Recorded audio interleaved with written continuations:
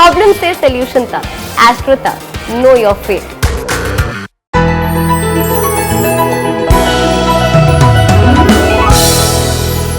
दो तीन बातों का ध्यान रखना बड़ा जरूरी है।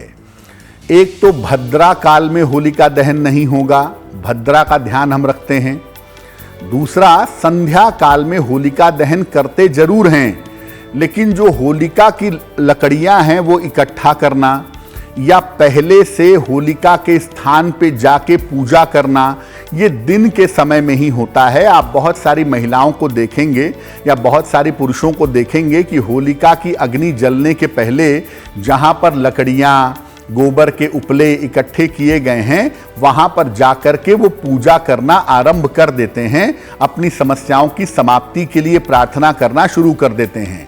तो तकनीकी रूप से होलिका दहन का जो कार्यक्रम है वो फाल्गुन शुक्ल पक्ष की पूर्णिमा को दिन के समय से ही शुरू हो जाता है, लेकिन होलिका दहन किया जाता है शाम के समय, सही मुहूर्त देख करके। ऐसा नहीं है कि आपका जब मन किया आपने पूर्णिमा को लकड़ियों में आग लगा दी और आपने कहा कि होलिका दहन हो गया। सही मुहूर्त में सही तरीके से होलिका दहन किया जाता है और इसके पूजा की जो शुरुआत है वो सुबह के समय से ही हो जाती है। संध्या में सही मुहूर्त देखकर होलिका दहन किया जाता है और होलिका की अग्नि जल जाने के बाद भी होलिका की अग्नि की पूजा की जाती है। तो अग्नि के पहले और अग्नि के बाद दोनों समय ही होलिका की पूजा होती है और वो करना बहुत शुभ होता है। इस एड को स्किप करना तो बहुत मुश्किल है, पर लाइफ की प्रॉब्लम्स का सॉल्यूशन ढूंढना आसान। प्रॉब्लम से सॉल्यूशन तक, एस्ट्रो तक, नो योर फेट।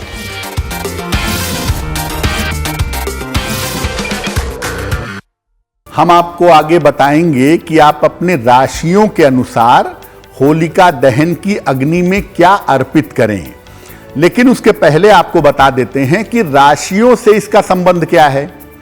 देखिए, होलिका की जो अग्नि है वो सामान्य अग्नि नहीं है। अग्नि के भी अलग अलग प्रकार होते हैं। एक खाना बनाने के लिए चूल्हे की अग्नि होती है, एक पूजा करने के लिए दीपक की अग्नि होती है, एक पूजा करने के लिए हवन करने के लिए यज्ञ की अग्नि होती है और एक होलिका दहन की अग्नि होती है। होलिका दहन की अग्नि और यज्ञ की अग्नि में ज्यादा फर्क नहीं है।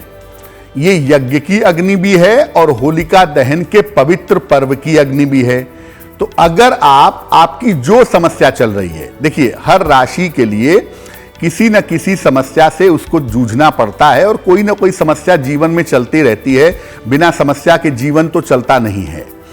ऐसी स्थिति में आप जब होलिका दहन की अग्नि में कोई विशेष चीज डालते हैं, प्रार्थना करते हैं, तो चूंकि वो पवित्र अग्नि है और पवित्र अग्नि को ईश्वर का स्वरूप मानते हैं, तो जब आप कोई चीज डाल करके प्रार्थना करते हैं तो वो प्रार्थना स्वीकार होती है।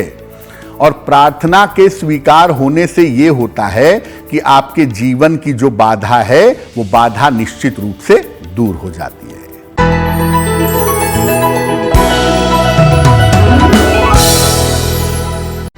एस्ट्रो तक ऐप पर आपको मिलेगा भविष्य से जुड़े हर सवाल का जवाब।